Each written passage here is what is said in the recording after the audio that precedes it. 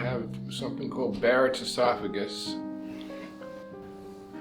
which is a precancerous condition in the esophagus. I was diagnosed with Alzheimer's disease. I was diagnosed with Parkinson's disease. I was diagnosed with Lewy body. I did have one doctor when he was the first one I think that just said I had Alzheimer's. But he told me I needed to have less stress in my life. So I said, well, that'd be, I don't know how we're gonna do that. But he said, well, you know what you do? And he had on his wall in his office pictures of boats sailing out on the Hudson. I said, oh, that'd take some stress away. And he said, yeah, why don't I write you a prescription? So he wrote me a prescription for a sailboat. But they didn't really want to fill it for me.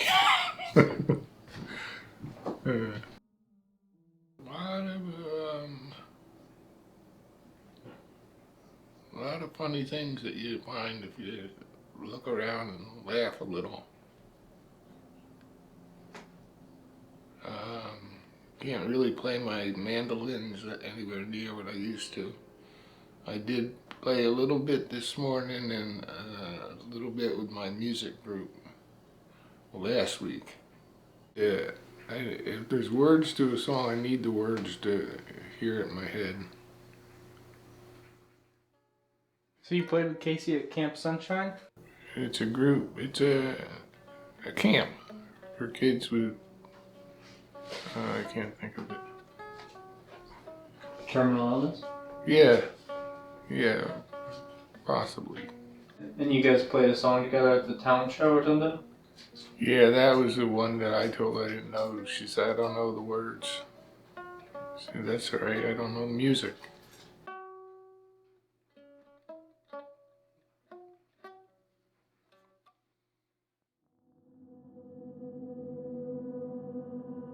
It makes me feel and think of a lot of things.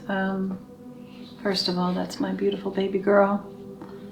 And, you know, look, I'm so proud of how sweet and beautiful she is. But she's a great hugger, which is one thing that we all are missing right now, is the great hugs in life. This is her hugging her dad on the sidewalk in Rhinebeck.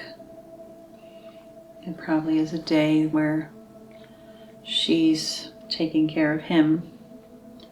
My husband, Peter, has Alzheimer's and Parkinson's. And two of his children, Casey and Seamus, both take several days a week being caregivers to him.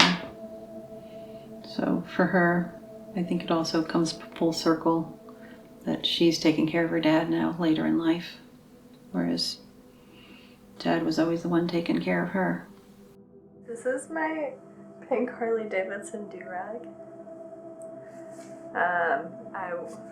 I wore this for a couple years when I was baldy.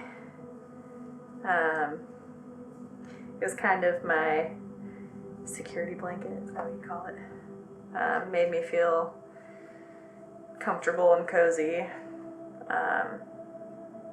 You know, if I didn't feel insecure about my bald head when I was wearing this.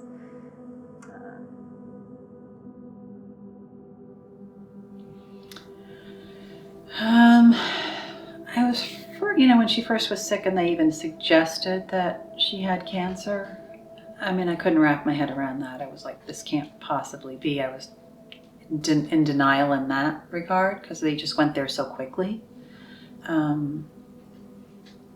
But literally after her bone marrow aspiration and they sat us down, your dad and I were sitting next to one another, and the doctor across from us was telling us that Casey had leukemia.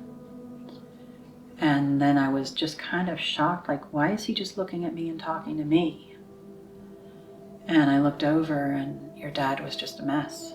I mean, here his little girl was diagnosed with leukemia. And like, you know me, I cry at the drop of a hat. I cry at, a sweet commercial or, anything.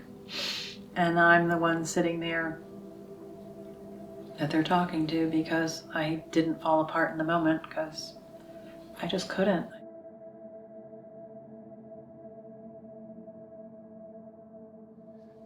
Do you know what this is?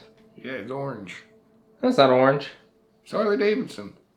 Yeah, it's Harley Davidson. Oh, is it a doer? Yeah. Do-rag. That'd keep you warm. But who wore it? Casey. Yeah. Why'd she wear it? Here's a baldy. She needed that little head to be warm. That was, she had, you know.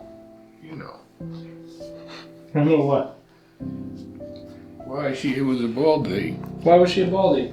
Come on. Because we had packed.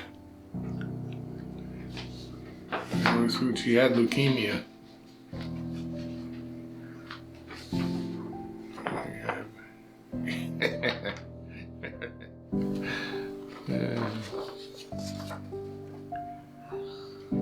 I told her she could shave my head if I could shave hers.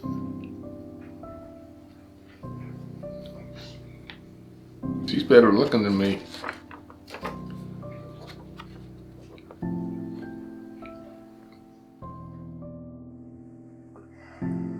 Yeah. Do you think like these days we all have to be a little bit more willing to be people's baldy buddy?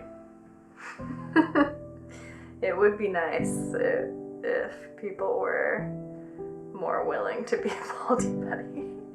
Not necessarily that exactly, but just he did a really nice thing for me to make me feel comfortable in a time that I was super uncomfortable with everything that was going on.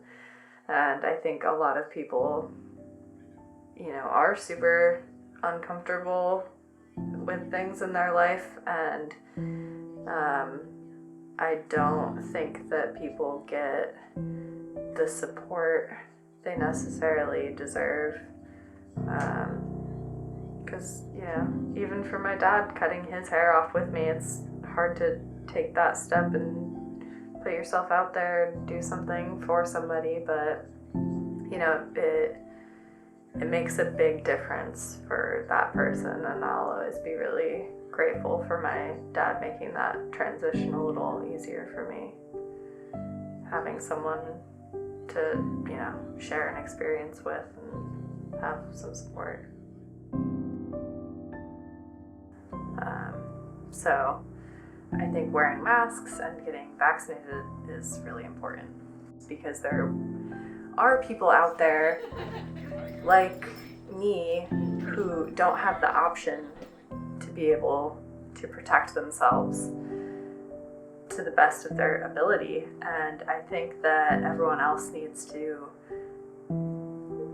unite and stand up for those who can't protect themselves. I mean, that's one of the things that we're working on, is like, how do we support everyone to make everyone feel resilient? And you kind of have to figure that out. And it feels very much the same, like you're thrown into a whole different world. But the more you navigate it and the better you navigate it, the stronger and more resilient you feel. So I have hope in this pandemic that we'll get there, just like we got through Casey's illness. And yes, there probably will be emotional scars, but maybe not even ones that we'll recognize right away.